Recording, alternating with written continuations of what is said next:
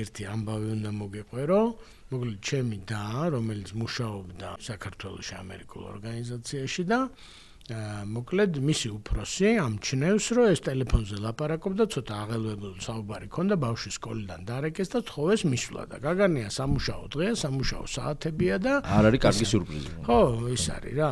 ხო და ესე იგი უფროსმა ყურადღებიანმა უფროსმა შეამჩნია და ეუბნება, რომ რაშია საქმე, ესე იგი და ეს ეუბნება, რომ ბავშვი სკოლიდან დარეკეს და არაფერი კაცო მე საქმეს მივიყვან ბოლომდე, ის არაფერი არ წავალ.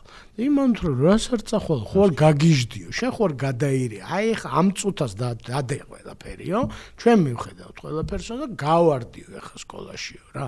შეიძლება ამერიკული სკოლა იმად არ გამოდგებოდეს, მაგრამ განწყობა ესე იგი რომ ბავშვი სკოლიდან დარეკეს, რას ნიშნავს?